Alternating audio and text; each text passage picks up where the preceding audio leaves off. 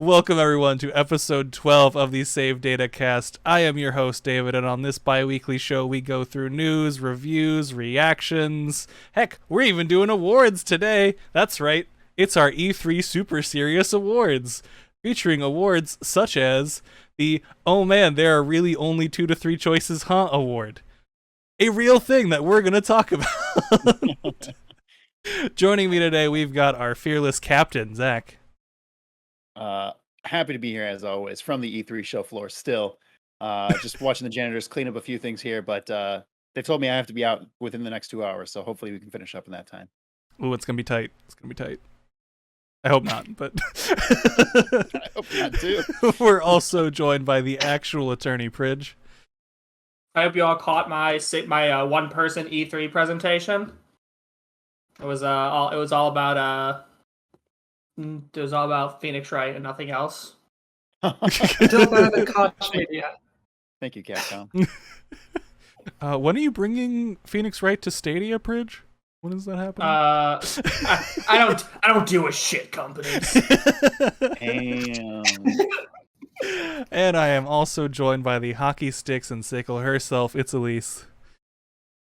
You know, I may look like I'm just in my bedroom here, but I'm actually right in the middle of E3 on the stage floor. I'm just using this in the background. Yeah, I can see you over there. It's weird they have a stage setup that looks exactly like your bedroom, Elise, but it is not. They want the presenters to feel at home when they're giving their presentations. So every comfort imaginable. That's every comfort imaginable. Nothing spared. Nothing spared for our honored E3 guests. I did, in fact, cross the border and go like coast to coast across the country just to get to E3 for this very serious show that we're doing. Elise crossed borders too, not just across her own country. Shout out to E3. I gotta get down to LA. True. Shout out to E3 for giving us our media passes this year. We really appreciated that. Ouch. Hopefully next year. All right, let's get into it. I was gonna do fantasy update, but there isn't really any updates from our last episode at all. What? Next week, though, next week gonna be madness. Gonna be a mad show. Lots of stuff that didn't release and lots of games got announced. So tune in next week for a very large Fantasy Critic update. The only thing would really be that Ratchet Clank is worth 19 points right now. That would literally be the only update, right? Yeah, I was just gonna do point updates next time. Yeah, I mean that's no really adder drops or anything. But next week there will be several add and drops, so it'll be fun. I assume most of us will have burned our leftover budgets trying to secure the big new announcements. Yeah, pretty much. It's pretty accurate. All right. Yeah, that's about right. With that, let's dive into what we've been playing. Zach, you had something you wanted to talk about, and I don't know what it is. So what have you been playing? So I decided, obviously we've been playing a lot of Phoenix Wright on this channel for the last 6 months, and there has been a lot of talk about us potentially playing Ghost Trick, which is another game made by Shu Takumi, who is the series lead. And it was made, I believe, before the first Phoenix Wright game. No, that's not true. It was because it was made for the DS, the original. Anyways, it's not important.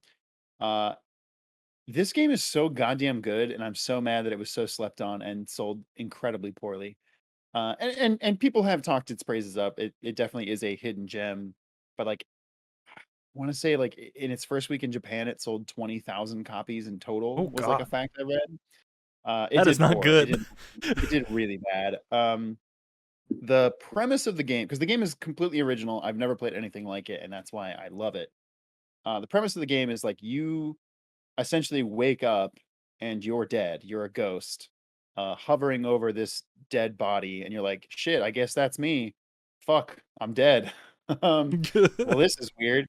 And then this redheaded girl runs past your body, and following her is a guy with a gun.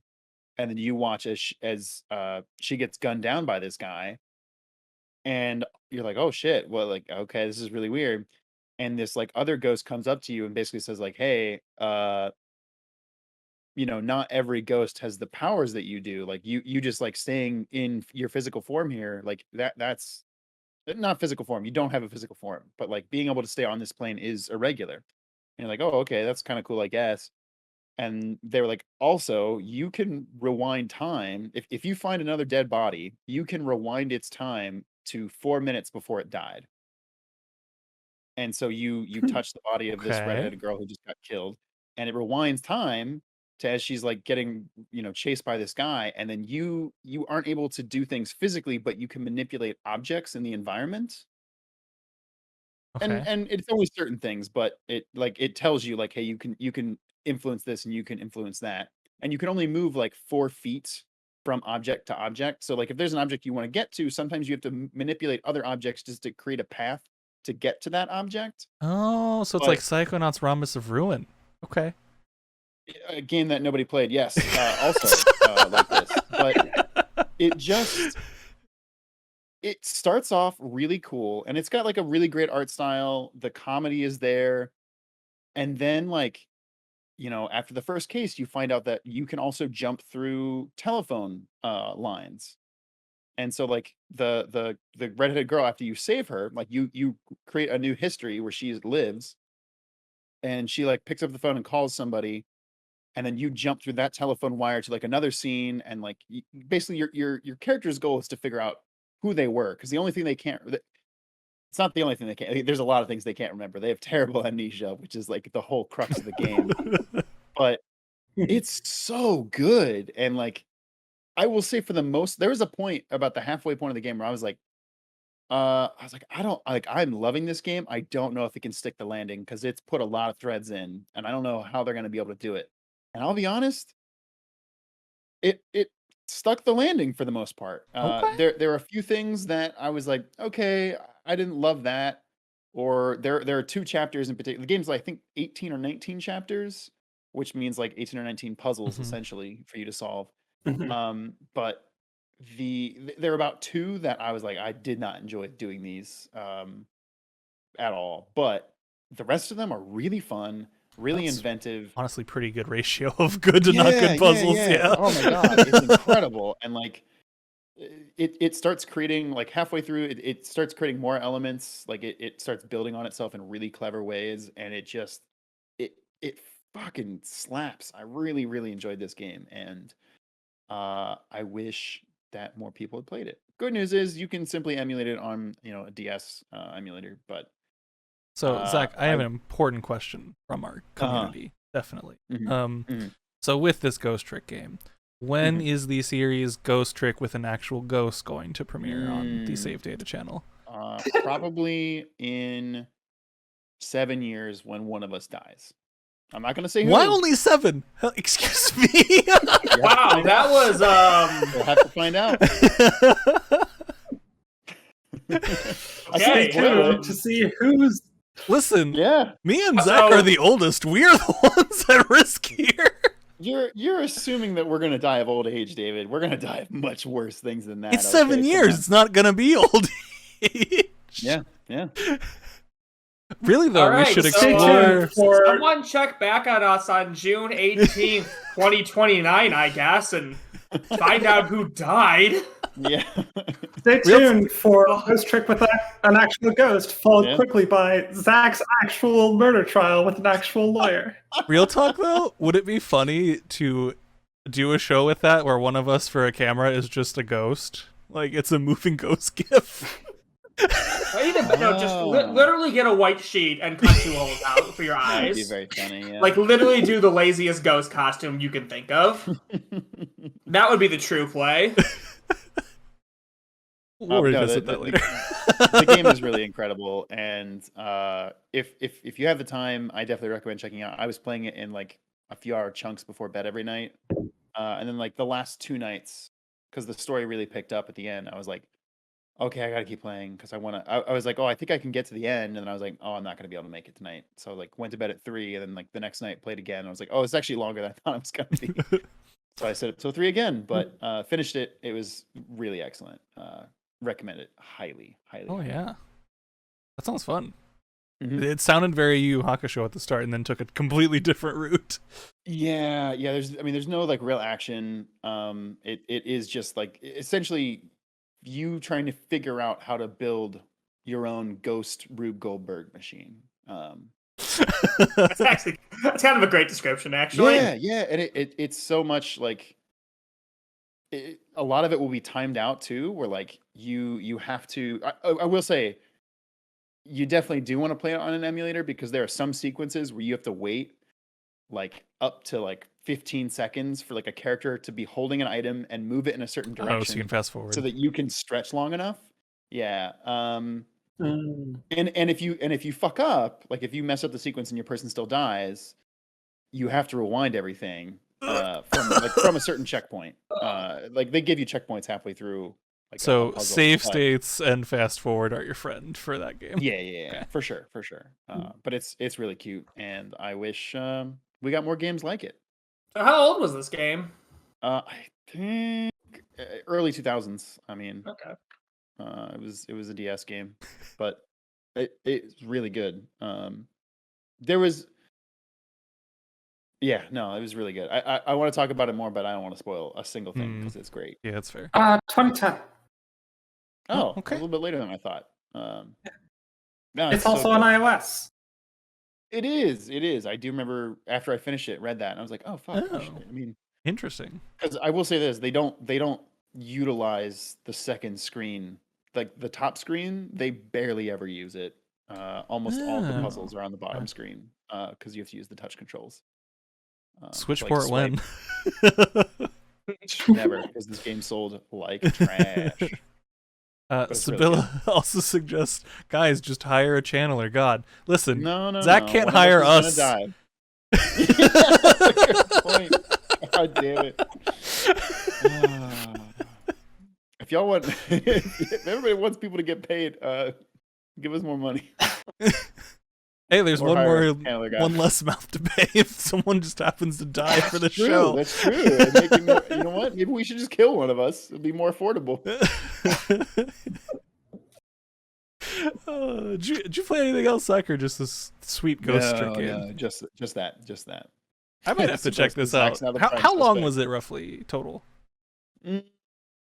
I would say about 10 hours, maybe total. Okay, that's not bad. Yeah. I might like you can play it in like a couple hour chunks at a time because again the chapter system works great. Also every chapter ends and then it does like a like last time on Dragon Ball Z moment where like your character will like do a quick synopsis like I just found out that so and so was trying to kill this person, so I have to hurry and do that, and it works really good. 10 hours might be 11, it might be like 12-ish. It definitely depends on how quick you solve 10 to the 15 is basically 10 to 15 range for sure. It's not longer than that. Okay. But it's really good. It's really, really good. I might have to check that one out. Prij, how about you? What you been playing? Really only big thing is Ratchet Clank. So the only big thing we're talking about that I haven't just been replaying other random stuff in my spare time. So yeah, Ratchet Clank Rift Apart have about 5-6 hours in it, I'd say so far, maybe a little more. But so far it's been fantastic. Game looks absolutely gorgeous on the PS5. Which mode are you playing on? What do you mean? Which like graphic mode are you playing on? There's 3. Oh, I have no idea. I think I just whatever one. Then. Probably. Okay, they're just different. So the fidelity is like all the beautiful things are there. Maximum it'll run is 30 FPS, and they have like a performance mode and a performance ray trace mode. And the performance modes give you like 60 FPS, but tone down the graphic fidelity a little bit, so some stuff's a little different. Gotcha. But spoilers, I've also been playing Ratchet Clank Rift Apart for my section. But yeah, that game on fidelity, absolutely stunningly beautiful. Yeah, it's crazy. Like in like the first mission, like Ratchet crashes on a planet where it's like raining. And, like, you can see, like, the wet fuzz on his chin, and you can see that it's, like, dirty. And it looks like, you know, like a dog that's been going through mud, just the little bits of, like, mud on the end of fur tips. You can, like, tell in the cutscene. It's crazy how good it looks. gameplay, very much a standard Ratchet and Clank game. Fun, chaotic, wacky weapons, wacky enemies. That mostly hasn't changed. They use the ability to go through rifts, like a little bit during fights. There's in some open areas you can sort of like use them to quickly get around behind enemies, which is kind of a cool little feature. But for the most part, gameplay is pretty much what you'd expect from a Ratchet and Clank game. I like the characters. I like the story so far. Rivet's great. The other new characters you meet are all great. So far, honestly, it's been a lot of fun. I'm curious how long it's going to be total. As games hit $70, it's going to be interesting to see, what feels worth $70 depending on length. But for the most part, this game's been a blast so far. Really glad I got it. Excited to play more and potentially finish it this weekend. Yeah, just because I finished the game, platinum and everything. From my perspective, I think it was probably like 12, 14 hours would be my guess. Okay, I could see that. Yeah. And it's very blatant when you're getting close to the end. So it'll basically be like, hey, if you want to go and get the rest of the collectibles, now's the time before you finish. I like games that do that. Yeah. So like, from my perspective, ditto to you. Like, it's an absolutely stunningly beautiful game. I did switch to the performance ray tracing mode after a while just to see. Like, I have a 60 hertz television, so I was like, I just want to see what the difference is. And once you go performance ray tracing, you cannot go back to fidelity. I tried switching back to fidelity after like a day of playing on the performance mode, and it just looks so stuttery. I was like, oh, how does it look so different? But even on performance ray trace, it doesn't have quite the same level of detail as that intro you described. Like, mainly it's the fur that's different. It kind of has that Final Fantasy VII Remake look to it, where the tips of the hair aren't like fully rendered out. They get a little pixelated at the end. Gotcha. Well, that was really the only big difference I noticed in the performance mode, was just all the hair changes. And yeah, the game is super fun. The weapons are fun. How'd you feel about the weapon diversity, Prij? So I think I have 9 weapons right now. Okay. And they're all just essentially versions of weapons I've seen in most of the other games. I think the only truly unique thing I've seen is the Ricochet. That's like the only gun I can't trace back to an exactly similar gun from an earlier Ratchet and Clank game. I think that's my only real large criticism, is that I don't feel like there were really many new guns. Yeah. There is one you get at like the very end of the game, which is sad that it waits that long to give you it. But like, once you get all of the golden bolts, Prij, you unlock like a new weapon from Mrs. Zircon to buy. And it's a very fun, cool weapon, and kind of overpowered, which is why it's that far into the game. But like, it does super cool stuff. So it's like, man, I wish they had toned down how overpowered this was and just used it earlier. Yeah. So that was my main criticism. And then I also got stuck a lot. I don't know if you did. Okay, I was actually going to ask you, did the game have any like performance issues? Because I if you jump into crevices between rocks, trying to climb something, you'll have to spend sort of 10-15 seconds spamming the jump and dash button, trying to make your character free themselves from this place they're not meant to enter. Luckily, it never required me to have to like quit the game out and reload. I was usually able to just spam jump and dash until the game glitched me out of there and freed me. But that has happened, not often, but like I like to go exploring for places, so I'm frequently jumping on things the game doesn't want me to be jumping on, and it gets confused when I do that. Yeah, I didn't have too much of that problem. My problem was I got into areas I was not supposed to be yet. Like, they were areas that opened later in the game when I came back to planets. But once I got there, I couldn't get out. So I had to, like, kill myself, which is very difficult to do. I almost got stuck somewhere on the second planet. Yeah, that's where I got stuck a lot. Supposed to be. But I was able to ride a bug like all the way around the map and find my way back to a place I was allowed to be. Yeah, I got stuck on the Sargasso planet, which is the second planet. I got stuck on 2 of those platform things that you are not supposed to go to that early in the game. And there is literally no way off that I could find, and I just had to slowly kill myself in the quote-unquote water that is there.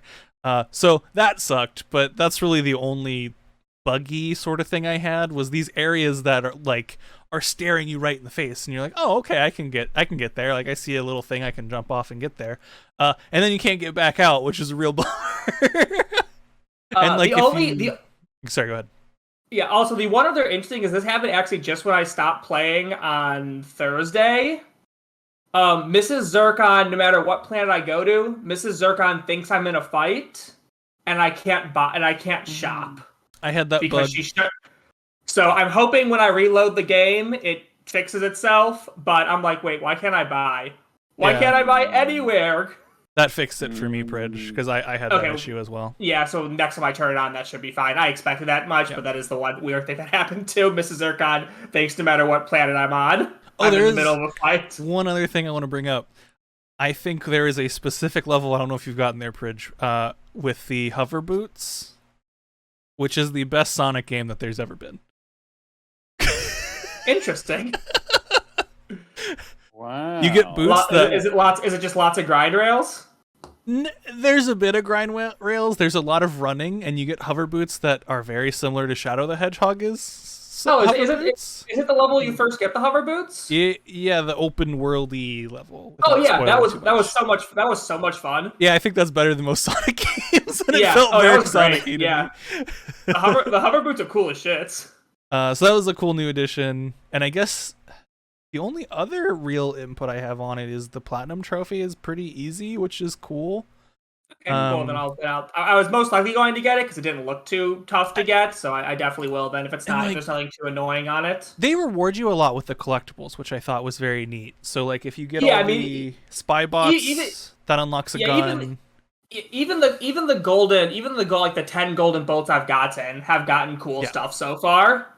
I think it's cool that they reward you along the way. So like for each gold bolt you get, you'll get like an aesthetic thing of like, hey, you can change the color of your hammer, or you can change the shape of your hammer into different items. I think one of them is a fish. Excellent. Like each gold bolt does a different thing, and then once you get all of them, you get like a big unlock at the end. So like they reward you as you go, which is super cool. I really enjoyed that, and the same with the spy bots too. Yeah. So that stuff was cool. I enjoyed it.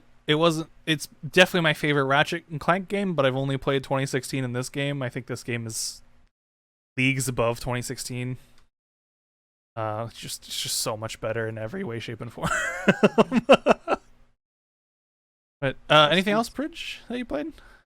No, I mean, I stopped playing God of War because I wanted to play this more, so I'll go back and finish God of War when I'm done with this. You wanted to play Ratchet and Clank more? What? Here's the thing. Do you know how long it's been since I've actually gotten to play a first-party game on release? Yeah. Oh, I guess that's true. Ever. That's fair. This is the first time in years I've gotten to play a AAA title on release because I guess I had like 3 houses like a week after it came out, I guess. But it's been a while for me, so I really wanted to jump in to a truly new game. Mm. And again, God of War's not going anywhere. I know where I am. I already know the ending of the story, so I'm not like I before I thought I was gonna play the game, I spoiled it for myself. So it's like I'll get back to God of War in a week or 2. Okay, that makes sense. All right, Elise, what you been playing? Well, speaking of truly new games, I played a game from 2004. I played Dragon Quest 8 and 11 all the way through, both of them in the last 2 weeks. That is about... Very impressive. According to my play files, about 130 hours. Lord. Probably more closer to like 110 between the two. Those games are good. I know those are considered, like, by most people, I think the best Dragon Quest games, which is why I played them. basically I was looking for a JRPG. It's like, I want to play a JRPG. What's a good one? And I tried a couple. I tried like Final Fantasy X-2. I tried Wild some that of the you other picked ones. that one. Hey, I wanted to try. I wanted to give it a shot. And actually, I did try the first like hour of Dragon Quest XI, and I really wasn't feeling it. There was just a couple like niggling issues for me. But then Will from Subpixel, friend of the show, said in the Discord, like, hey, Dragon Quest VIII like is pretty good. It's got good pacing. So I was like, okay. Loaded that up on my 3DS. Quickly transferred my save to Citra on my PC because playing with an actual controller is so much better. And blazed through that game in less than a week. I think I put like 10 hours a day into that thing.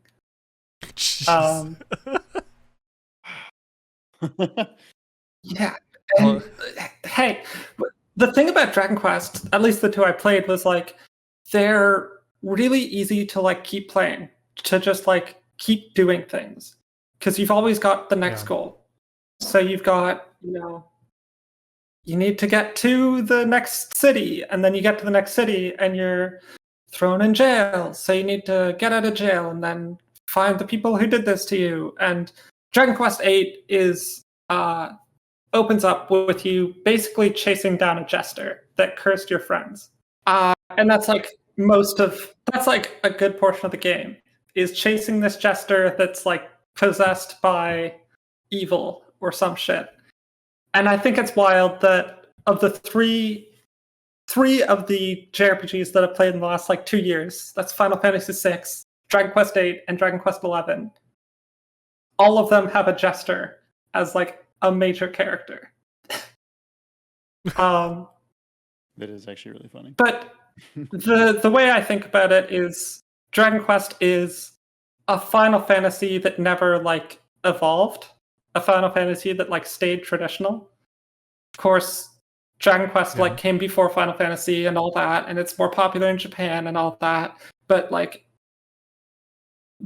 around these parts, Final Fantasy is like the bigger franchise. And if you've played something, Final Fantasy 6, maybe even 7, and before, that's what you're looking for a Dragon Quest. It's just that they've continued doing that like traditional style up through 11 games.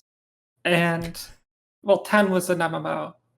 They like doing their MMOs. It's like 10 games. Yeah. Plus like a billion spin-offs. A bajillion spin-offs. Yeah. Well, I mean, there's the Monsters games that are like Pokemon. There's like... I was going to say, where they do their experimenting is in the spin-off, not in the base series. Mm-hmm. Yeah.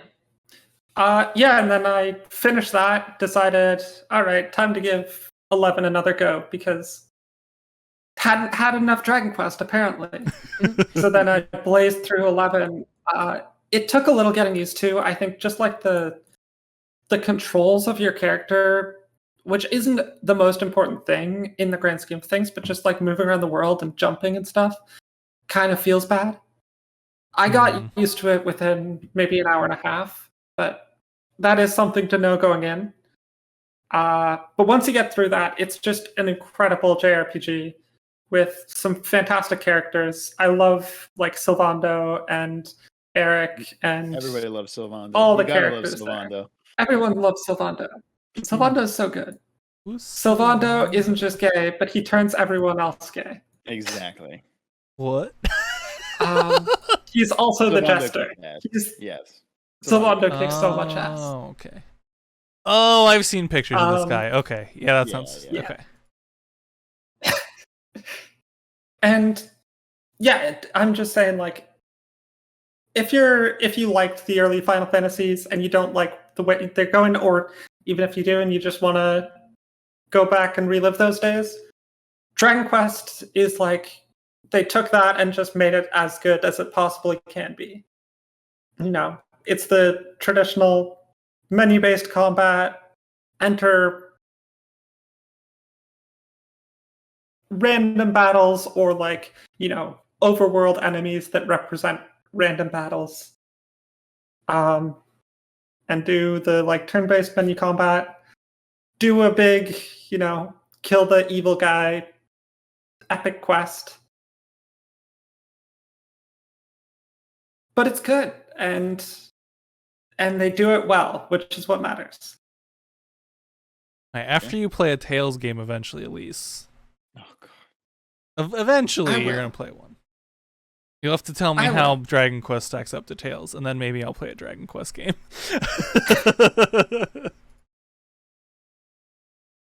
Anything else other than Dragon Quest 8 and 11? I started up Dragon Quest Dragon Quest Builders 2. I played a couple hours of that. It's Minecraft, Animal Crossing, Terraria. All shoved together, yeah. But Dragon Quest. You do walk a lot in it. But is it a walking? You do walk a lot. You walk Real question of our time. Is Dragon Quest 11 a walking sim? Tune in next week to find out. Oh man! All right, every game is a walking sim. God damn it! God damn it!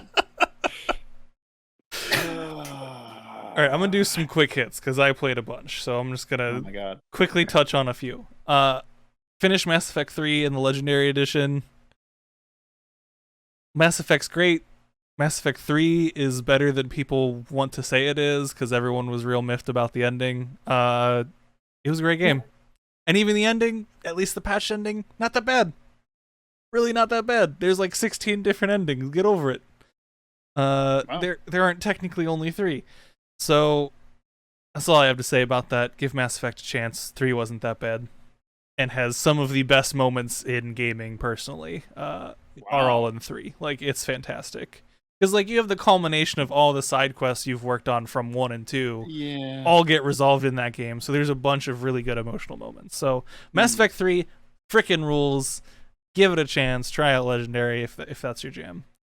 I also played Final Fantasy VII Remake Intermission, which is just the Yuffie DLC.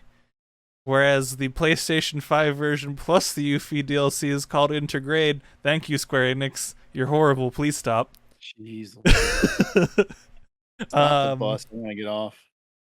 What can I say, though? That DLC, worth it. It is good. Yuffie's combat, I think, is the most fun single character to control in that whole game. Wow. So every other character is either ranged or melee. There is no in between. She is both, depending on what you do, which makes her very fun to play. So you can go in melee against characters that that's good against, or you can basically, if you chuck your shuriken at an enemy and then use your basic attack from range, you'll do like ninjutsu attacks, which worked really well. It was fantastic. Really enjoyed playing as her. They gave her an actual story, which is very different from the original. If you've played the original, Yuffie is an entirely optional character. You don't need to get her, and she doesn't really have a backstory other than she hunts materia. She's pretty boring. So they gave her a story. She's pretty cool. Her teammate is very cool too. And you do some very interesting... You can't control her teammate like you could in the base game. But you can do these like synergistic attacks, which are pretty cool and do pretty heavy damage and stuff. So you have to time when you want to be synergized and when you don't want to be, because the partner's ATB gauge doesn't go up while you're synergized. So it adds some interesting strategy to the game. Overall, just very fun. It had some really cool boss fights. Cool story. Really enjoyed it. Set up some things for the next game, presumably. There's a cutscene at the end that pretty much tells you where they're going to start the next game from. So that's cool. Yeah. And there's still a couple of the hard mode boss fights I have left to do, which I basically have to like replay the Yuffie DLC to get to, which is why I haven't done it yet, but I'll probably do that before our next show. So that'll be cool. Another real quick one, played Life is Strange Before the Storm, prequel to the original Life is Strange. Not as good, but still good. Well, I got to say about that without spoiling. That was the one that they made while they were still on the writer's strike, or not the writer's strike, but the The voice actor strike. Yes. Oh, did they? SAG was on strike. Yeah. Yep. That's why Ashley Birch didn't return to voice the role. Was she Chloe? Yeah. Yep. Okay, that's why it sounded weird. All right, Yep. that makes a lot of sense. Voice acting wasn't my issue with it. It just didn't have. It had writing issues more than voice acting issues. You already know what's going to happen in what the end result of the game is going to be because you know what happens if you played the first game. And they try to present it almost as if there's stakes when there clearly isn't.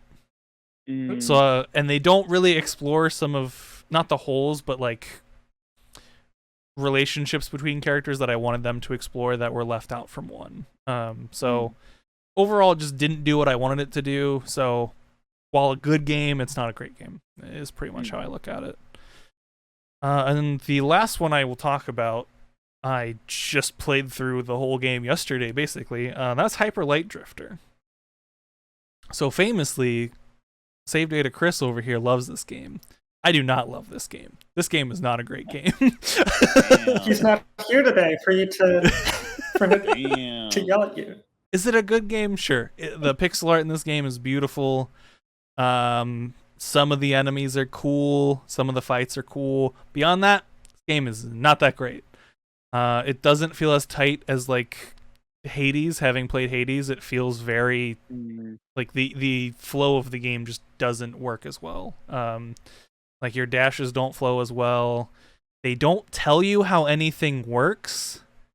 Like when you go to a shop, they've got a video for a thing and there isn't even a text thing that says this is what it does. Hey, that chain dash thing, you need timing for that. Nowhere in the game does it claim it's even a chain dash. I just thought it was a double dash. Yeah. So it gets a lot of knocks for me for stupid crap like that, where they could have put one sentence of text in there and made the game just better.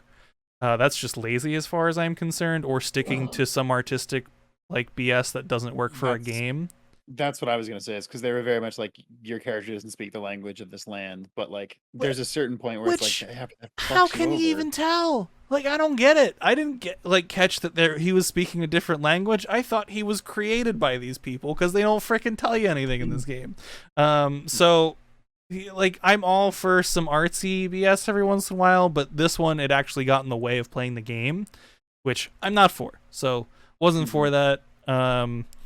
It just, again, didn't feel as tight as playing Hades. If I had played this back in 2016 when it came out, I might feel differently. But with the context of like current games, it doesn't work as well. But I did like the combination sword and gun stuff. That did work very well. Some of the bosses were cool, some weren't. I thought it was gonna take a lot longer, is my other, not really complaint, but observation. Like, on how long to beat it said like 8 hours, and I beat it in like 4.5. So You're just really good at video games, David. I don't think so. Like, I'm not bad, but apparently, like, I didn't look at a strategy guide thing at all until the end of the game, because I didn't. There's like 4 of those little triangle things to pick up in each area, and I didn't realize those were required because you can get to the boss without picking those up. Yeah. So like, I got to the end, I beat up like the 4 bosses, and I was like, hey, how do I open the path to the last boss? Right. And that's when it was like, oh, go to these areas. And I'm like, oh, okay, well, cool. Be neat if the game told you that at all in any way, shape, or form that made sense. I had a lot of design issues with the game, basically. And some of the bosses were cool. I went a very poor route from what I read online after I was like looking at guides to find the ending. I think I went west first, which is one of the harder bosses. That makes sense, because I also went west first when I played the game, and I was like, this is fucking hard. And I died probably like a dozen times trying to kill that guy, and literally every other boss in the game was 2 to 3, except for the last boss, which again took like 10 or 12 because he one-shots you with stupid shit. So yeah, I like wasn't super impressed by this one. Definitely not one of my favorites. Maybe at the time it was good, but I don't have good feelings. I don't think it was bad. I just don't think it was a great game. Does this make you less pumped for Soul Rash? No, because I think at the time this game would have been better, but I can't judge this game at the time back then. That's just not how my brain played works. it now, so yeah, that's what I mean. I think for Solar Ash, from what I've seen, it's different enough that I'm not afraid they're gonna make some of the same mistakes. It looks like they're gonna do some of the artsy, not explaining anything bullshit again. But from what I've seen of the game, it might be better. Like, they have more visual cues, like not necessarily like flashing lights or like, hey, clearly here's the thing you have to hit. So as long as they're doing something with that, I'm okay with it. So, but I don't know. Maybe I'm a little less excited for Solar Ash now. But I feel like game devs grow all the time, and it's their second project, so odds are it's going to be better than the first, so should still be good. Yeah. It just might not be that like a 9 out of 10 game for me. So I guess, yeah, I don't expect like a 9 out of 10 game from them at this point. I expect like a 7.5 to 8, which is still good. So I'm like, I'm still excited, just not the same levels of hype. Fair. All right, let's get into the topic of the show. Between some tech problems, now we ran pretty long. Our E3 Save Data's E3 awards, which are super totally serious in every way, shape, and form. Like everything we do here. Everything we do here, super serious. Let's see. I want to save a couple of these awards for the end. Let's see. You know what? Let's start with best presentation. Let's start with best presentation, because I think this one's honestly kind of boring, personally. So the "oh man, there are really only 2 to 3 choices, huh?" award for best presentation. I mean, really, it's just between Xbox and Nintendo. For my money, it goes to Xbox. I think the presentation was way better. I think the pacing was better. I cared a lot about more of their announcements. Nintendo really pulled on nostalgia for me this time. Like they had a lot of those like mid 2000s era games, which like was such a great time for me, like with the Game Boy Advance and GameCube era games. But like they were all kind of like B tier, like it was like, hey, Nintendo's B tier, they're all here, and like that gets me so hyped. That makes me so happy to see WarioWare, Advance Wars. Hell, I'm a huge Metroid fan, but I'll even say Metroid showing back up. Like that made me like so ecstatic and happy. But at the same time, I don't think those announcements pull quite as much weight as some of the bigger announcements from Xbox's conference. And again, the fact that all their games are going to be on Game Pass day one is like, okay, cool. I'm just going to keep paying my $10 a month on PC, and I'm going to play all of these. So and great. Xbox did announce a Legend of Zelda Game & Watch, which really helps their... Oh, they sure did do that, didn't they? Yeah. I'm with you. I think Xbox wins for me, mainly because they got me interested in series that I'm not typically interested in. Like, I'm not a Halo person, and I want to check out a Halo Infinite multiplayer. We'll come back to some of that stuff later, but they piqued my interest into a lot of games that I would not normally have given the light of day.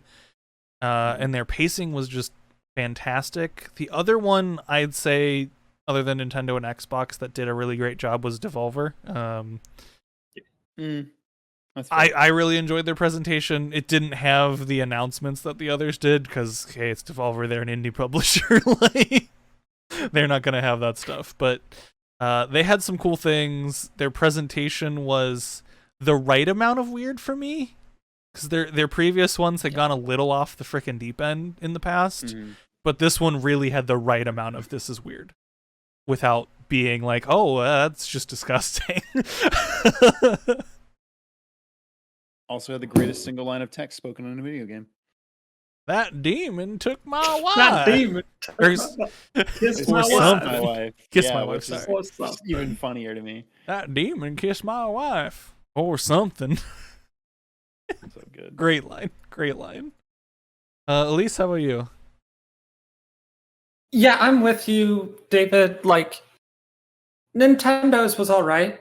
I think for me, it's definitely just between Devolver and Xbox. Devolver, like, their in between stuff, like in between games, was really fun. Not quite as funny as I was as I was hoping. Honestly, I think the older E3s were better for them. But they showed off some really, really cool games. Like Trek to Yomi looks fucking amazing. Yeah, it does. That Demon Kiss My Wife or something, like that was great.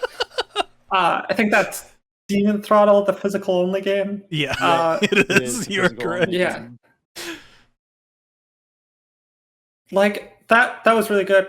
But I think what Zach said about, like, I watched the Xbox one and I'm like, yeah, I can just get Game Pass and all these games are mine, or like I can play all these games, whereas like if I'm watching the Nintendo one, which I don't think was as good as Xbox anyway, or even the Devolver, it's like, yeah, I'm not going to play most of these games because they'll cost me like $50 or $30. Yeah. Or like Canadian, that's like $80 for all of those games that Nintendo's showing, and I'm like, I might buy one of them, maybe two.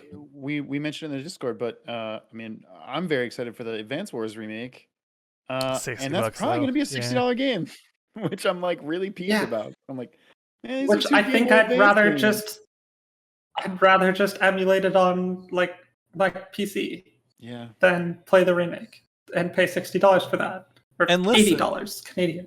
I'll be real here. The only reason I'm going to buy this remake is with the hopes that it gives them money to make a new game. Yeah. Oh god, I'd be so happy to see them make more. And that said, like the only problem I could tell with Xboxes, and I think everyone noticed it, is they took like 50 minutes or like 10 minutes for Forza, which you know what? That game looked sick. That game looked awesome. It does. It took a little too much time, but I wasn't like bored by it. I don't even like car games, and I wasn't bored by it. Yeah, I'm not a big fan of Forza, but like it also has the kind of thing that Microsoft Flight Simulator was going for, which also was shown here, coming to Xbox, and with the fucking Top Gun DLC or update. I forgot about that. I think both of those games are going for, yes, the car game or the flight sim people, but also the people who just want to like see pretty landscapes. Yep. And like that's what a lot of people bought Flight Sim for. That's, I think, what a lot of people are going to go to Forza Horizon 5 for. Yeah, that's true. So Xbox is the winner here. Prij, are you on Team Xbox or Team Nintendo? No, I'm going to round us out with Xbox. Nintendo's my clear runner-up, but I'm going to give it to Xbox. I think pretty much top to bottom, everything was at least interesting. Obviously, a lot of things I don't necessarily care about, but everything was, I could see how everything appeals to someone, and just the kicker of 27 of the 30 games they talked about being on Game Pass is just wild. And so many of them are coming out before year end, which is also just a half. Yeah. It was an hour and a half, and there was only one thing in the entire thing that we were kind of like, okay, they're spending too much time on this. But like, it was crazy. They crushed the presentation. It was well paced, full of a lot of good stuff, no issues. For just get down to business and show some games. I think they just nailed it very effectively. Right, we got consensus very easily. Listen, they showed us quote unquote showed Starfield. Okay, it takes place in space. Cool. They gave us a release date. Which they're definitely gonna hit 100%. I mean, I think they want to hit it. It's at least a target. I mean, of course they want to hit it. They said it out loud. Hey. Nintendo said they're aiming for 2022. Breath of the Wild. That fucking Nintendo is also a lot more conservative when it comes to saying dates for things. Like, that's true. Nintendo doesn't usually delay a game. Also, I'd rather them be honest that they're aiming, and then rather than say they completely miss it. You're totally right. I'm just angry about it. I wanted to play that game. All right, well, that was the best presentation award. So Xbox, you get the "oh man, there are really only 2 to 3 choices, huh?" award for best presentation. Good job, Xbox. Well played. Moving on, let's do the worst presentation. That is the "we found this presentation on a USB drive in a Medieval Times" award for worst E3 presentation. Oh, this is tough. Yeah. There were a lot of really bad I think ones. there are 2 clear options here. Okay. Elise, you want to The start? 2 clear options are Squeenix and Koch Media. Alternatively, there's also the Take-Two. See, I didn't even count that one because that was not a games conference. Also, wasn't Gearbox's thing super bad? Yeah, Gearbox's was also horrible. I didn't even see that. Gearbox's was really bad. There's like 4 choices here. And you had Randy Pitchford on that one, so yeah. Randy Pitchford, the reason of the title for this award. Exactly. So, I mean, I have... Let me make my case for Squeenix. Okay. Go for it. My case for Squeenix is that the other options are Gearbox, people who make one game that people care about, and the last entry came out like last year, so they're not going to get another one for like 4 years. Koch Media, who owns a bunch of dead IPs, they're basically THQ Nordic, but different. And Squeenix, a company that a lot of people have a huge amount of like love for their IPs, for what they were doing. They've got a lot of things coming, and they completely botched it. Like, there was so much that they could have shown there. There was so much that we wanted to see announced, or just see more trailers for, a release date for, and they showed us like one thing that looked cool, maybe 2 things that looked cool, maybe. Yeah. And one of them for nearly 25 minutes. And then fucking Guardians of the Galaxy, a game that doesn't look very good, for 25 minutes. And then another, 8 minutes on Marvel's Avengers, a game that has been out for like 2 years and isn't good. It hasn't even been out for a year yet. Yeah, it feels like it though, huh? It came out like that was 2019, maybe. It came out like August or September. All right. That was I stand by what I maybe? said. Yeah, it was August 2020. Jeez. Yeah. Jesus Christ. Feels like longer. I actually agree very much with what Elise said on all these. I do want to pitch y'all the surprise dark horse, which it doesn't actually deserve this, but Capcom. Am I reading? Theirs was pretty bad. Theirs was also pretty bad. Here's the thing. Capcom had the chance to have a good conference, and actually, their presentation, just like if you took a snapshot and load up their thing and saw a pause screen, you'd say, "Oh, this looks like a good presentation." Like the setup they had of like the giant monitor, the very professional woman standing by it with the very cool background and their logo like backlit behind her. I was like, this is Rachel Querico, right? Good setup. Yeah. It's a really good setup. And they started by being like, "Hey," and they'd said like, "Oh, we've got some surprises planned for E3." So, obviously trying to keep my expectations in check, but what are they going to announce?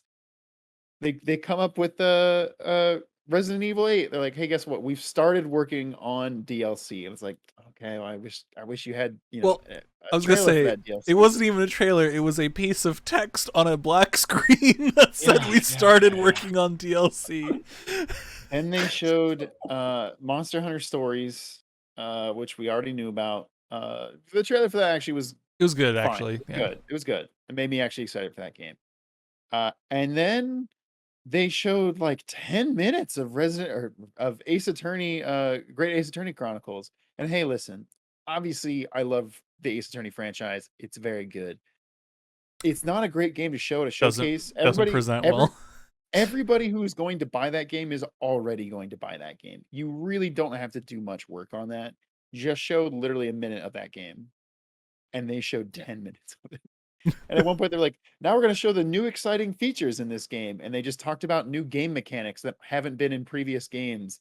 And it was like, guys, we don't need this. Please I'm gonna buy it. You don't have. It makes me less excited for this game somehow. It needed a sizzle reel, not a walkthrough. Exactly. Yeah. And then they ended with esports. They were like, "Oh, we're gonna end talking about our esports partnerships," and I was like, "That's it. No new announcements. Yeah, You got this that was cool rough. presentation, this time slot. Like you said, there are absolutely worse conferences than this one, but I was very let down by how I was like, okay, they're it's gonna come. Here it comes. I'm waiting for the moment. I actually think Capcom was worse than Squeenix. And they're both bad. There are things at Square Enix's conference that I might actually play. I guess I'm gonna play Ace Attorney, but that's required. I will say Squeenix is the only one that got trending on Twitter. Well, that's because they went before. That's because they went before the other horrible ones, and then people realized oh no, that's just how E3 is gonna be this year. We're gonna have 3 okay to really good conferences, and the rest are literally hot piles of burning garbage. It's just so frustrating because I feel like in the year of our Lord 2021, everybody's seen what digital events look like. Everybody's seen what E3 events look like. They've all done digital events that were better than their E3 showcases. Oh, especially for Square Enix, this is unacceptable. This was terribly and Capcom, bad. And their RE updates were good. They were well produced. They had content. Those were good presentations. You're right. I forgot about this. Yeah. Yeah. And then you have Koch Media, which just was. Yeah, I think for me it's Koch Media. Because Koch Media was the only one that gave me physical pain to watch. Of man, they really just decided to do the Xbox extended play, but for a bunch of games we don't care about and no trailers. Cool. Mm-hmm. This is 2 hours long. Yeah. I'm out. I'm okay. Yeah. How about you, Prij? So I discounted any conferences that I knew were going to be bad. So I didn't even consider things like Koch Media and Gearbox because I knew they were going to be bad. I only consider conferences that should be good, which is why my pick is also for Square Enix. That was an incredibly disappointing presentation.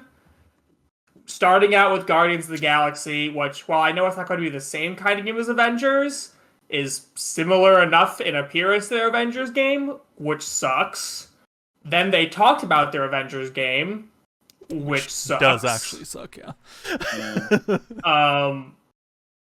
Then, Babylon's Fall didn't look really that good. It looked bad. Babylon's Fall looked like shit, and they announced it was live service. Yeah, it looked pretty bad, and then we just got Chaos. Yeah. And admittedly, look, I actually thought that was pretty good.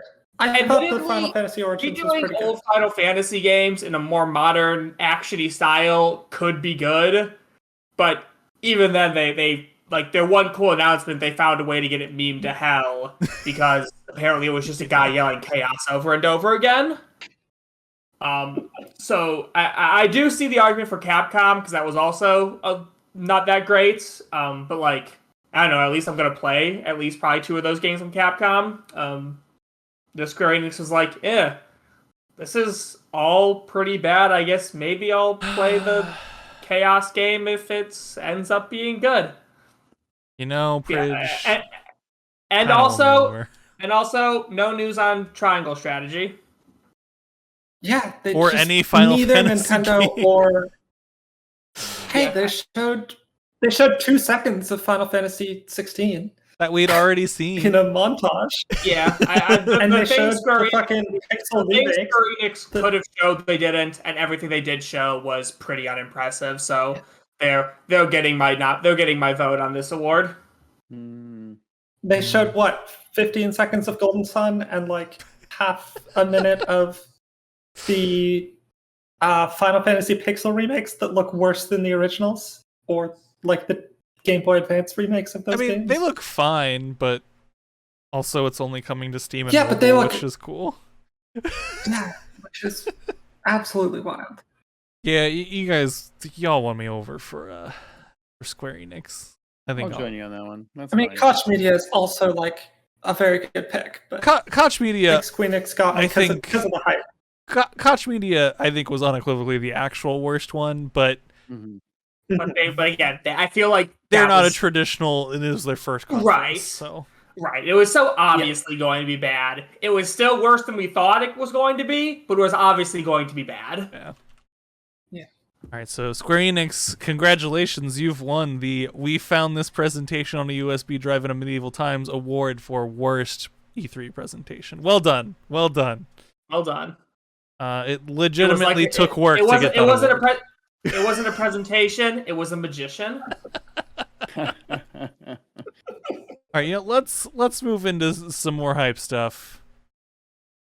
It's the holy shit. They actually put Goofy in Smash award for most surprising E3 announcement.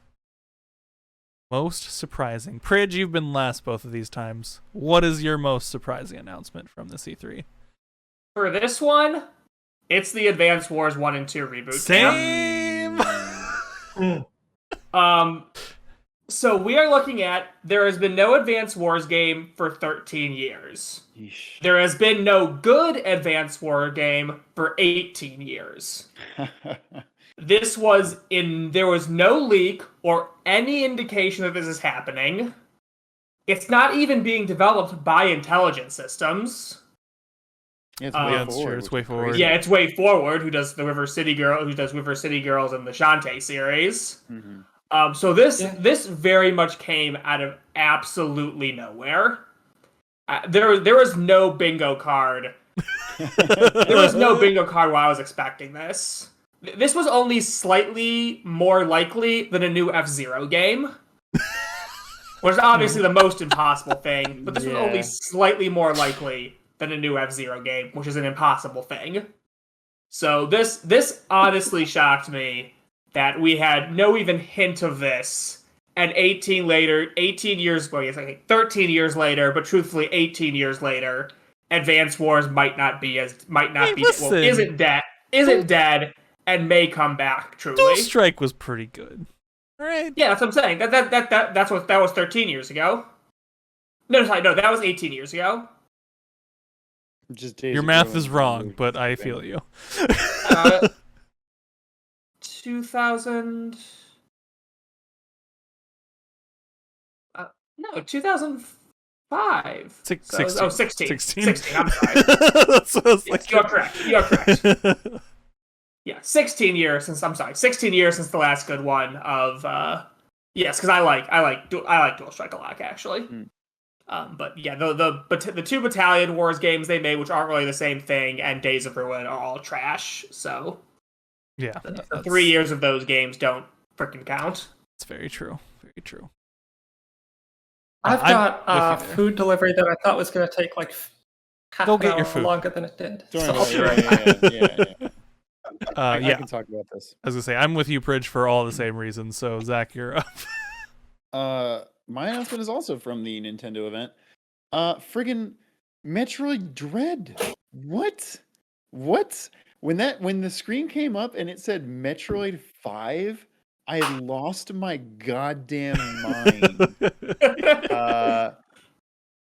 Pretty much as Prij said, never in a billion years. That is on nobody's bingo card. I mean, yes. Are you sure though? Because Fantasy Critic had new 2D Metroid. You're right. That's the only reason it wasn't my number one. Was last year there were a lot of rumors of that. Yeah, this game it was last year, and then I think people just completely forgot about it. At least I certainly did. I was like, I'm sure it's not happening. I was expecting a Metroid Prime trilogy remaster for the Switch, not a brand new one.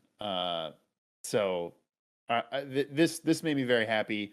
I'm definitely gonna go try and play Metroid 2, the Metroid 2 remake before this. I'm a huge Metroid fan, so this was like, oh shit, we don't have to wait 4 more years till Metroid Prime 4 comes out. We get something now. Finally some food. I'm super jazzed.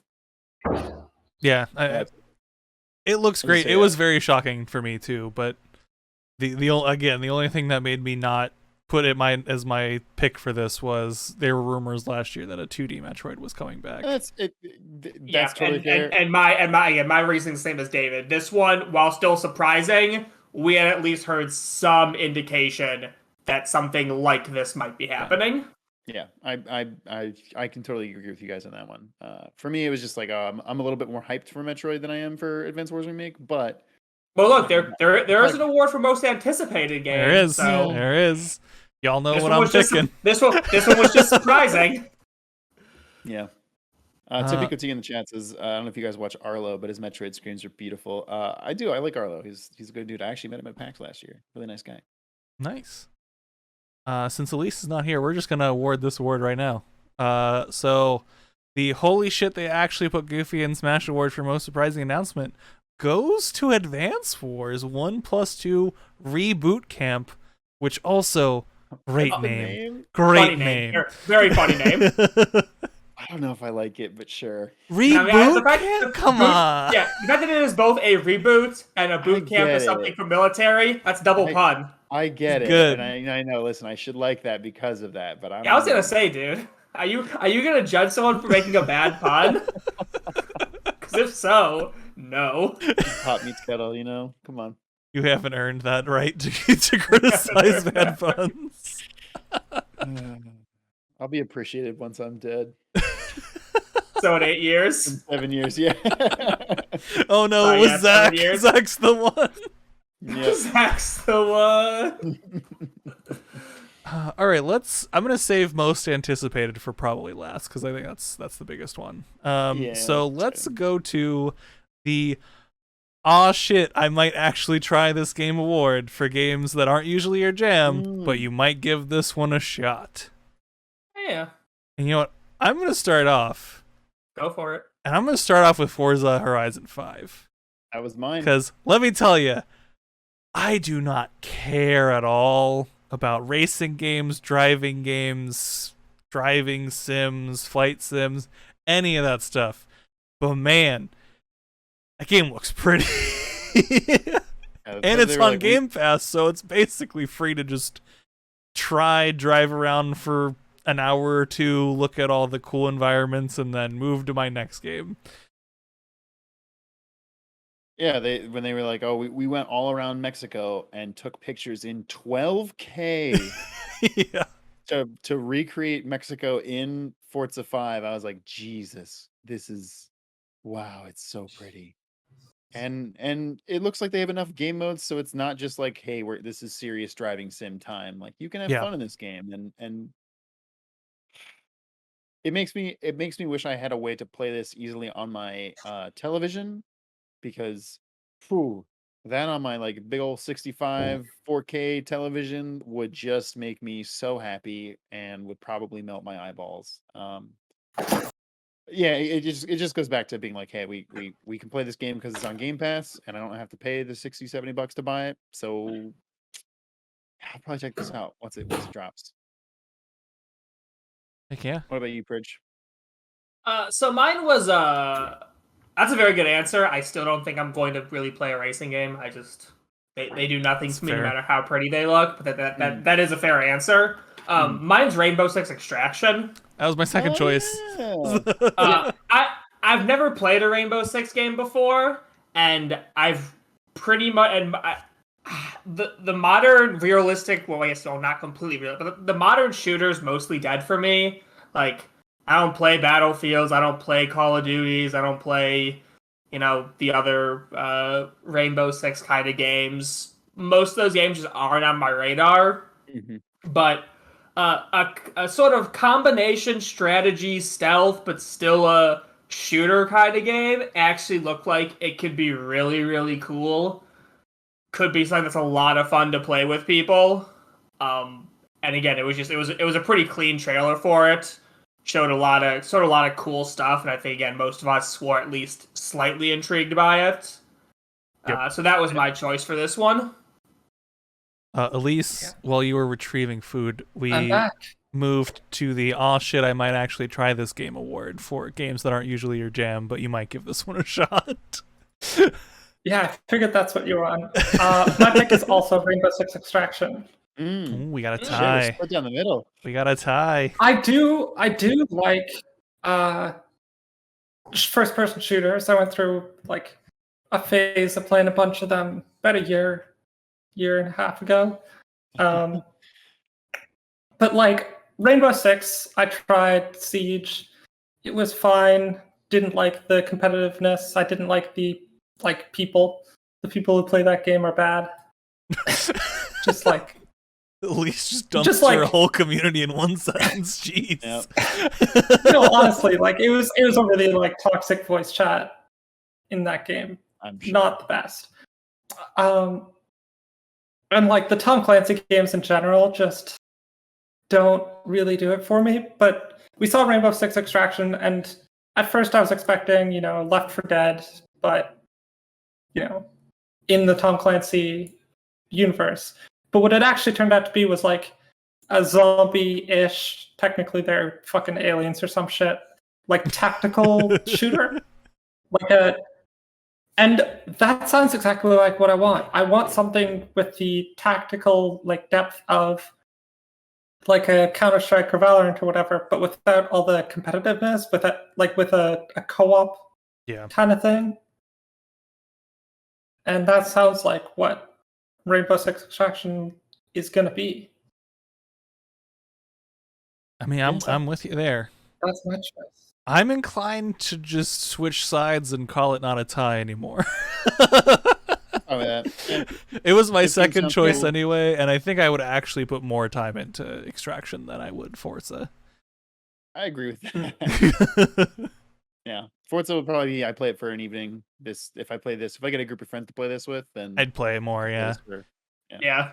All right, congratulations, Rainbow Six Extraction. You have won the "Aw shit, I might actually try this game" award.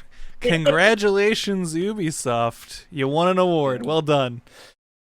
Probably one of the few you're gonna get. All right, we'll just go down the list. Next award, the Inverse No Man's Sky Award for a game that had a terrible trailer or announcement but could actually be good. For me, Strangers of Paradise Final Fantasy Origin. That's such a terrible name to say.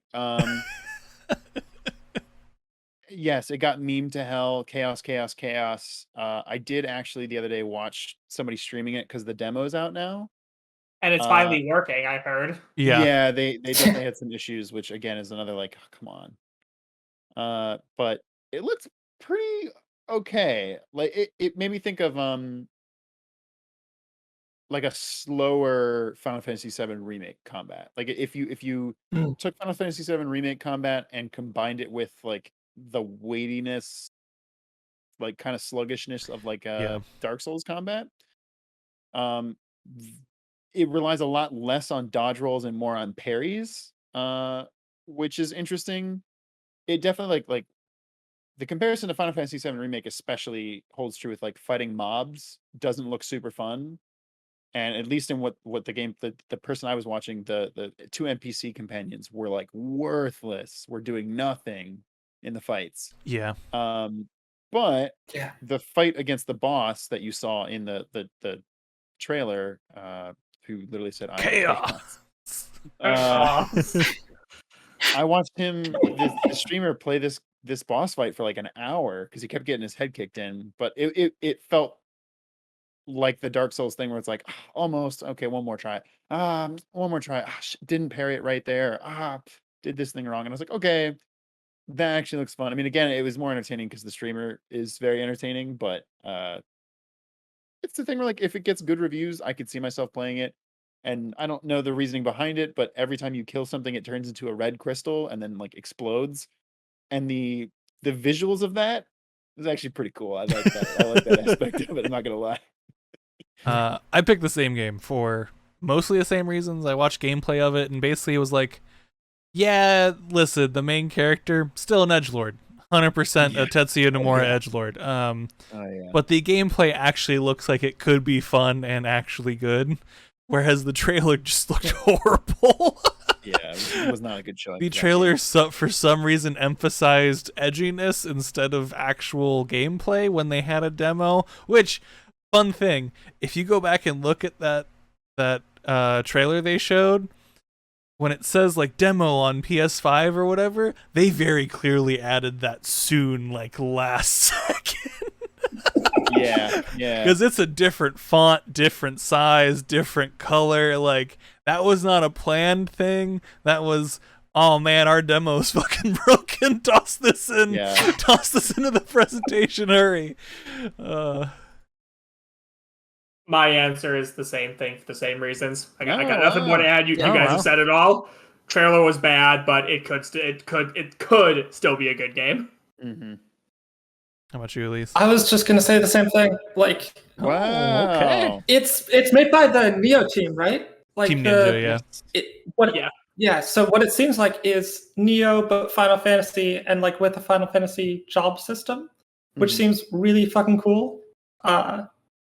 Like doing the kind of like class switching and getting new abilities from different classes and all that seems like a really fun addition to the Dark Souls Neo style like leveling mechanics. And also just I love fucking Dark Souls, and Neo was pretty good. I played that game like halfway through and liked it. So hopefully this one hooks me. I will add, vague runner-up would be Guardians of the Galaxy. Did not appreciate the way it was shown off, but I could see it becoming good. But I'm with you there. I'm gonna need to see more. I'm probably gonna at least wait until reviews and probably just wait until it's on sale to play it. But I'm with you there, unless they have. Like, I don't know that it entirely fits this category.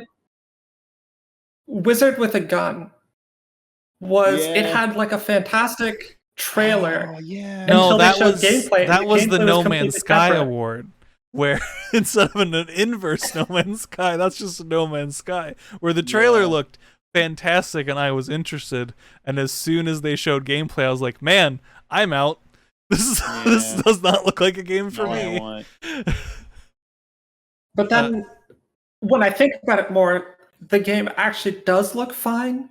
I just think the trailer and the gameplay didn't. They don't match. That I was expecting something different. It misled you very well of like what this game is going to be, and then it was like, oh, okay, cool. Okay. Great name though. Great name for a game. That's a good name. Congrats, Square! You won your first and probably only sort of good award. That is the inverse No Man's Sky award for a game that had a terrible trailer, but the game could be good. All right, let's do what's left here. All right, this game was definitely not made by Activision award for coolest new IP, because Activision doesn't make new IP. So here's my question on this one. Did the game have to be first revealed at E3? I think as long as it was there, you're fine. Okay, because then my answer is Atomic Heart. Oh, okay. Because Atomic Heart looks like BioShock combined with Metro. Yeah. And again, the creepy surreal aesthetic of that game looks so freaking cool. And I know we've heard about it for a while, so I didn't know if it counted for this category. If it does, that's my award. That's my winner. See, I actually thought their trailer for this E3 was less exciting than their other trailers. I'm inclined to agree with you. It felt like this was like just it was very quick and short compared to their other trailers, which were like 2 minutes long. And some of the aesthetic content didn't like blow me away like some of their other stuff, but it still is just like, honestly, they don't have to show me anymore. Just give me a release date and I will buy this game. Hey, guess what? They didn't do that. So, and guess what? Guess who just dropped that game from their fantasy critic this week? Because it's not going to come out this year. If it does, I'll cry because it's going to be good, I think. Now, Zach, is that your pick or do you have a different pick? No. Listen, I wrote Redfall. That was my third option. That's mine. Yeah, Arcane doesn't make bad games. They just make games that don't sell as well as they should. This looks like their take on kind of a looter shooter squad combat game. it was cute. Like the banter, the dialogue was good. The classes seem unique. The kind of mixture of magic and technology seems really cool, and the enemies seem cool. And I don't know if y'all did any more research on it, but basically what they've said is that the plot of the game takes place on an island that has been taken over by vampires who have blocked out the sun on that island. And I'm like, that's fucking so cool. That's dope. Okay. So I was like, yeah, so it's like everything I hear about it more, I'm like, okay, this sounds cool. And if they could just get like arcane level building and like their kind of cool mechanics, I'm sure they're gonna use everything they've learned from making Deathloop on this, which if Deathloop is half the game it looks like it's going to be, this is gonna be great. I'm with you. I'm Mine was That's also mine Redfall. Too. Yeah. That's my favorite love choice. Arcane. So I'll easily switch over to it. Yeah, Love I wish we could see Arcane, love gameplay leader of it. shooters. I like but- vampires. I trust them. I trust them. Part of the reason I picked it was they had like casual magic use in their trailer, which I thought was just very cool. Like one of the characters was literally like reloading her sniper rifle bullet by bullet using magic. And I'm just like, if I had magic powers, I'd freaking reload my gun like that too. Like, is this a waste of energy? Yes. Does it look badass? Also, yes. Obviously. I think that means it's Redfall. My second choice was Replaced, which I thought also looked amazing. My second choice was Somerville. Also a good choice. That was the game made by the person who left Playdead, yeah. Playdead, yeah. That looks really good. Replaced. What was your second one? Replaced. Is that HD 2D looking cyberpunky one, I think? That one also looked very good. It was at the Xbox conference. It looked really good. I think my second one was like Aiden Chronicle, which just looks like it's the HD 2D JRPG from the Suikoden guys. I recall that one, yeah. You mean the game that was announced and also had a sequel announced in the same? Yes. Well, what's really funny weird. is it was delayed in that announcement. Previously, it was 2022, and they moved it to 2023. So they announced a second game that's coming out before the first game and delayed the first game. So that was an interesting trailer. Interesting trailer. Congratulations, Replaced. Redfall. I forgot about this game. But yeah, I just watched the trailer. It looks really good. It looks really cool. So good. Congrats, Redfall and Arcane, for this game was not made by Activision award for coolest new IP. Well done. All right, what's left on here? I think we just have least and most anticipated game. Yeah. All right, let's start with least and then we'll end with most. So literally no one asked for this award for least anticipated game. Mine, Strange Brigade. Remember that during the Nintendo conference? I think that comes out in like 2 days. It's out already. It came out during the Nintendo conference. That co-op shooter looking thing that had hacking puzzles that you shoot. Takes place in like the 1930s or something. This game looked not good at all. No. And I don't remember the name of the Mummy, not Money. Apparently it came out in 2018 for PS4 and Xbox One. Wait, really? Wow. Okay. Interesting. So this is a port. Wait. Wow. My mind is blown. I did forget how bad this looked. Mm-hmm. I mean, listen. Not good. It doesn't change my answer. If anything, it validates my answer more. But what the hell?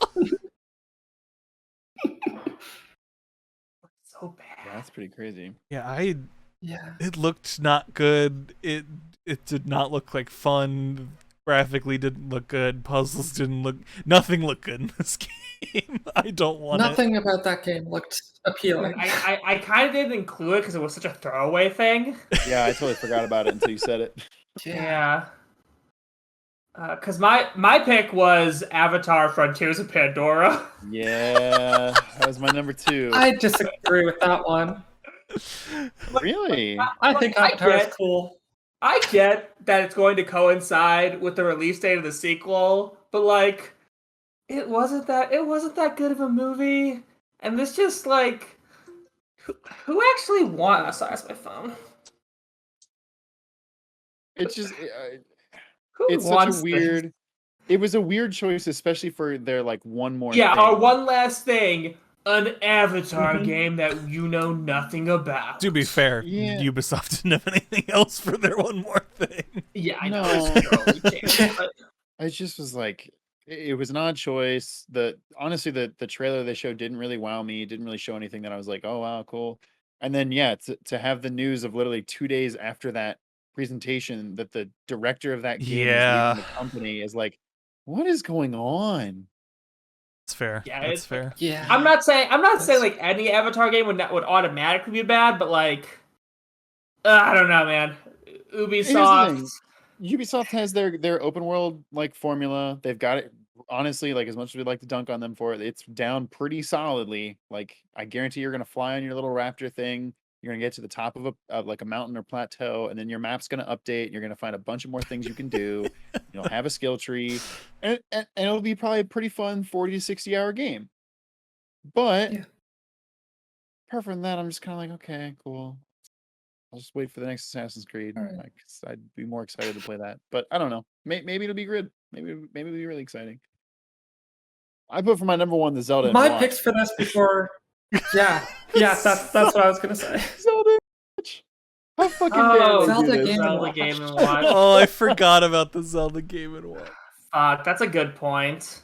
It's the Zelda Yeah. Game and Watch. It's the Zelda Game I and believe Watch. right when it happened, we said, "Who wants this? Nobody asked for this." I surprisingly saw like one person on Twitter who was really excited about it. I'm like, why?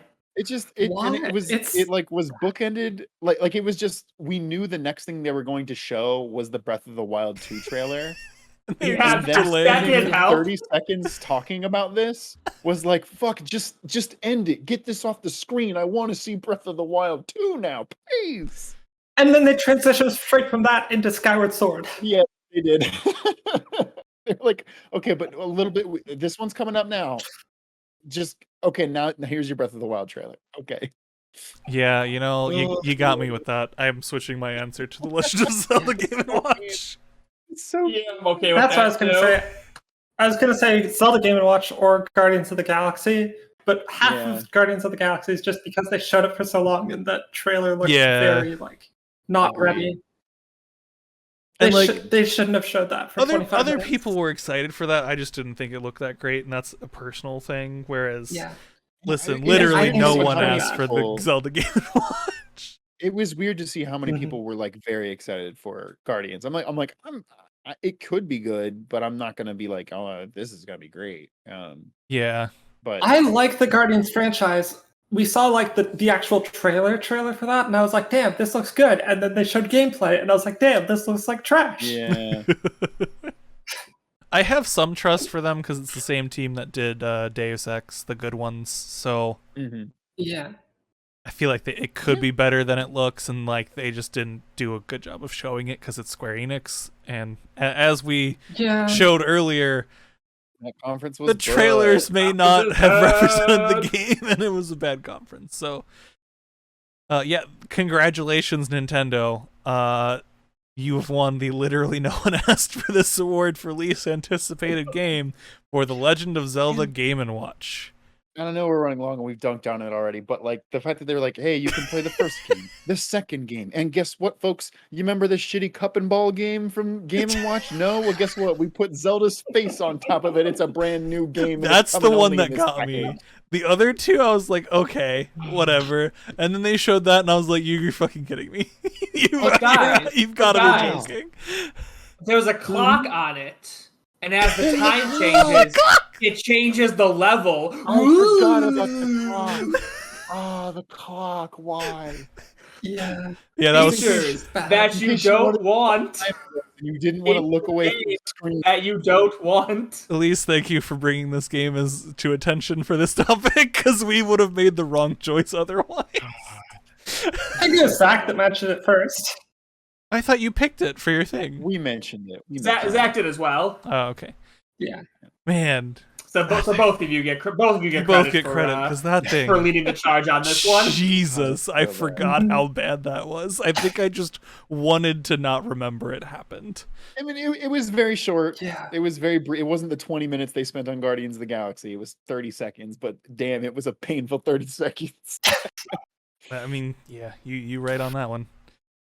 All right, y'all. It is the award of the show. It is the Summer of Kermit Best in Show for Most Anticipated Game. I'll go first because y'all know what I'm gonna pick anyway. Oh, David, you know what it is. Come on, Zach. You know it's Tim Schafer's Psychonauts 2. Listen, we knew Breath of the Wild 2 was gonna show up, and a bunch of you are probably gonna pick that. So fuck off. I'm not going to. But yeah, no, it's Psychonauts 2 for me. If you've listened or watched to more than one episode of this show, you know why. You know I'm a Psychonauts stan. I'm ready for it injected into my veins. Hey, David. Yes. Move your head over just a little bit.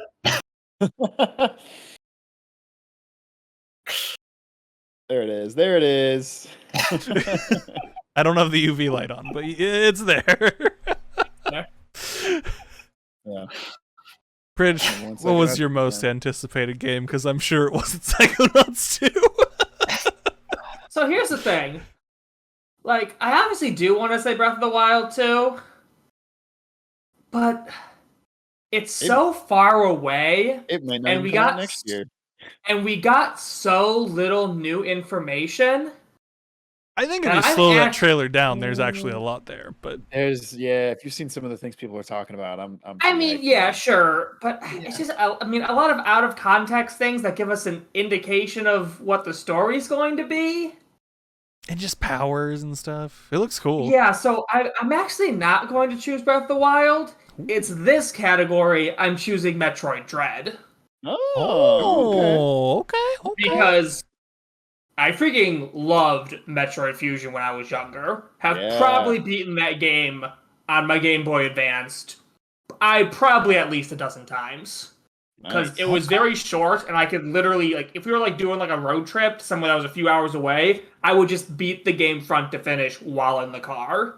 Or at least as long as my Game Boy's batteries lasted. So, to basically say, like, hey, here's Metroid Fusion, but on the Switch, cleaner, it's gonna look better, gonna be nicer, but gonna try and have that same feel. I mean, I was so instantly hyped for that. Yeah, I really think that game could be phenomenal and could be the thing that ties us Metroid fans over until Prime 4 either gets more information or they just cancel it and I can stop holding out hope. Don't say it, Prij. Come on. Don't use the words aloud. Don't put that energy out there. I do think it's going to happen, but I'm just saying. Yeah. That's fair. This is one of those situations where no news is not necessarily good news. Yeah, that's true. Yeah. Elise, what's your most anticipated announcement? I mean, you know what I'm going to say. We know what it is. Obviously, Elden Ring. Uh-huh. It wasn't technically E3, but I think we're counting SGF kickoff for this. Yeah. It counts. Like, Though, it was like, here's one more thing. Fucking Elden Ring. We got the full trailer. We got a release date. It's January 2022, which is way sooner than I expected. Yeah. Like, legitimate question. This game has been... Do you think they hit that date? I think they do. Okay.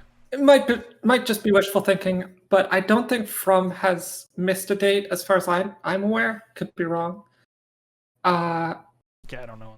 I think they have a good track record of getting a game out every 2 years, approximately, which I think that's about the same amount of time that it's been since Sekiro, which I fucking It's a little loved more Sekiro. than 2. I think Sekiro was April 2019, so it'll be closer to 3. Okay, but so COVID, almost pandemic, 3 and years. all included. So yeah, exactly. So I think that game's coming at release date. They might delay it a couple weeks, whatever.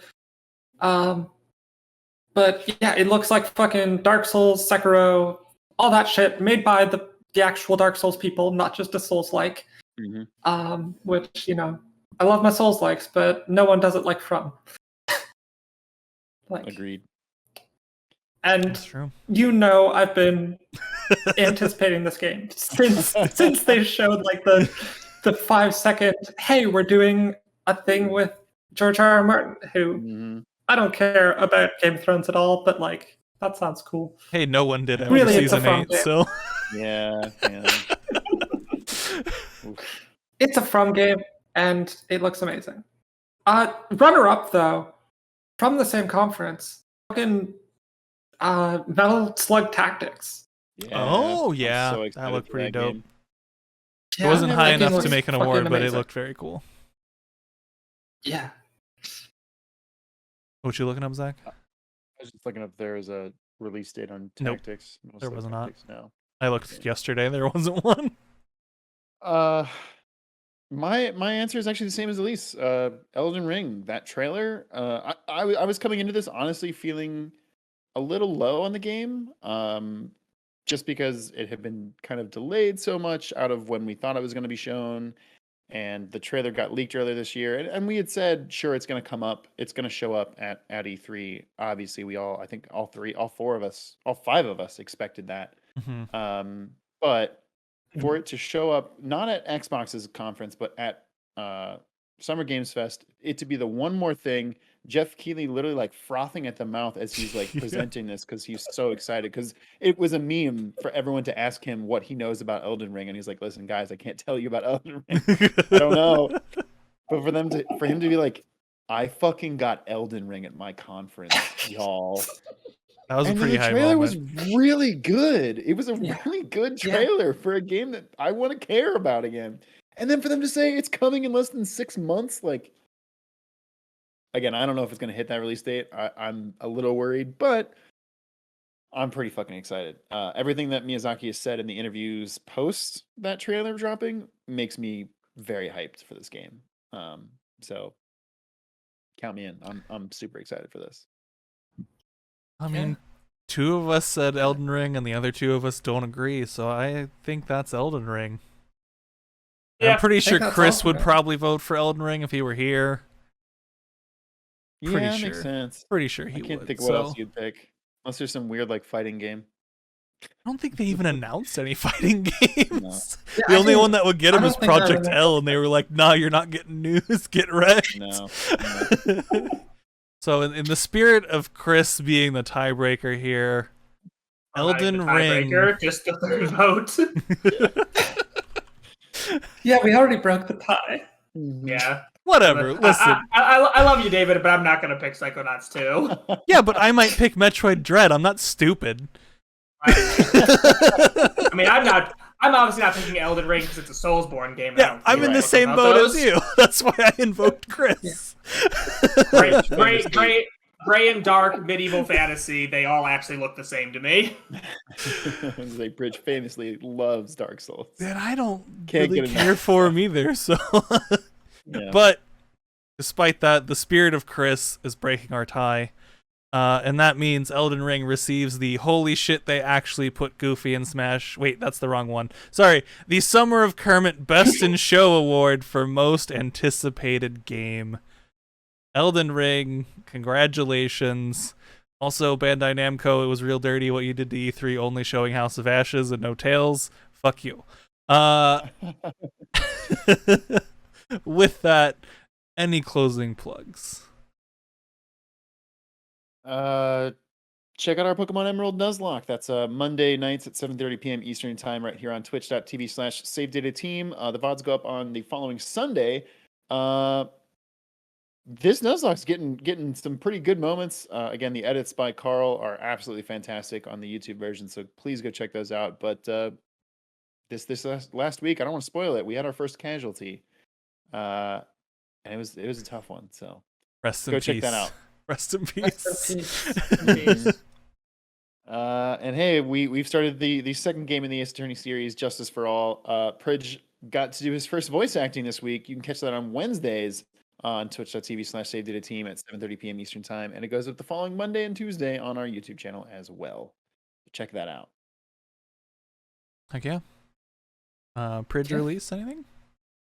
I mean, next week we might have a couple interesting things going on. Because I believe it will be our second monthly stream with patrons. Well, I believe be Saturday the 26th. Yep.